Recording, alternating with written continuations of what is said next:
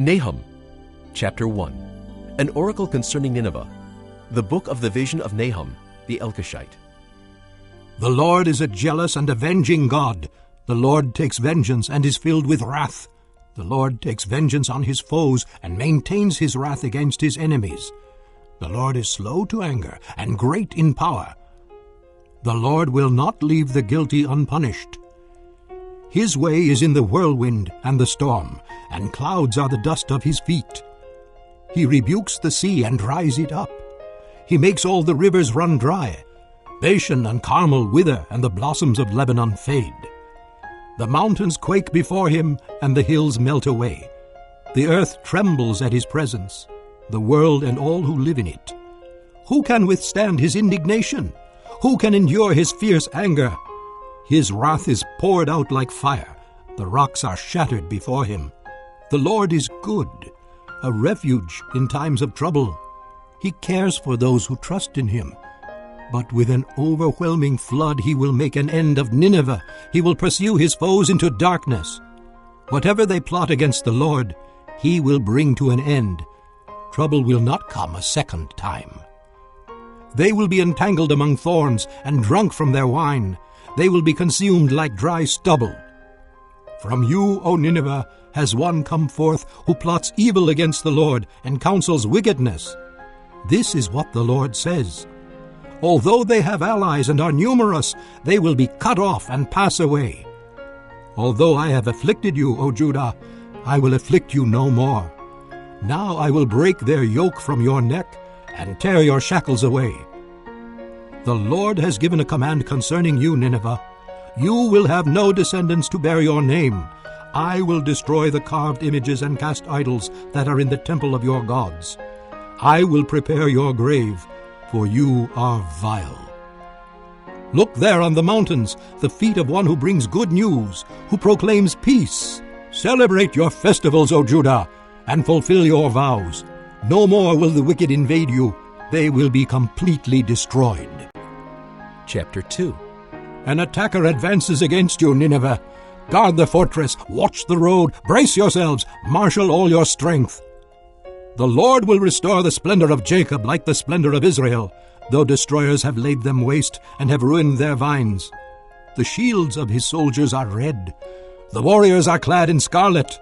The metal on the chariots flashes on the day they are made ready.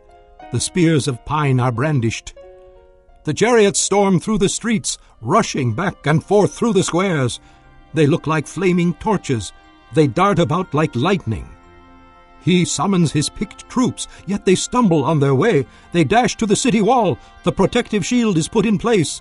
The river gates are thrown open, and the palace collapses. It is decreed that the city be exiled and carried away. Its slave girls moan like doves and beat upon their breasts. Nineveh is like a pool, and its water is draining away. Stop! Stop! They cry. But no one turns back.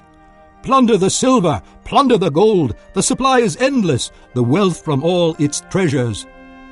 She is pillaged, plundered, stripped. Hearts melt, knees give way, bodies tremble. Every face grows pale. Where now is the lion's den? The place where they fed their young, where the lion and lioness went and the cubs, with nothing to fear. The lion killed enough for his cubs and strangled the prey for his mate, filling his lairs with the kill and his dens with the prey. I am against you, declares the Lord Almighty. I will burn up your chariots in smoke, and the sword will devour your young lions. I will leave you no prey on the earth. The voices of your messengers will no longer be heard. Chapter 3. Woe to the city of blood, full of lies, full of plunder, never without victims. The crack of whips, the clatter of wheels, galloping horses and jolting chariots, charging cavalry, flashing swords and glittering spears, many casualties, piles of dead, bodies without number, people stumbling over the corpses. All because of the wanton lust of a harlot, alluring, the mistress of sorceries, who enslaved nations by her prostitution and peoples by her witchcraft. I am against you, declares the Lord Almighty. I will lift your skirts over your face. I will show the nations your nakedness, and the kingdoms your shame. I will pelt you with filth. I will treat you with contempt, and make you a spectacle. All who see you will flee from you and say, Nineveh is in ruins. Who will mourn for her? Where can I find anyone to comfort you? Are you better than Thebes, situated on the Nile with water around her? The river was her defense, the waters her wall. Cush and Egypt were her boundless strength. Put and Libya were among her allies. Yet she was taken captive and went into exile. Her infants were dashed to pieces at the head of every street. Lots were cast for her nobles, and all her great men were put in chains. You too will become drunk. You will go into hiding and seek refuge from the enemy. All your fortresses are like fig trees with their first ripe fruit. When they are shaken, the figs fall into the mouth of the eater. Look at your troops. They are all women. The gates of your land are wide open to your enemies. Fire has consumed their bars. Draw water for the siege. Strengthen your defenses. Work the clay, tread the mortar, repair the brickwork. There the fire will devour you, the sword will cut you down, and like grasshoppers consume you.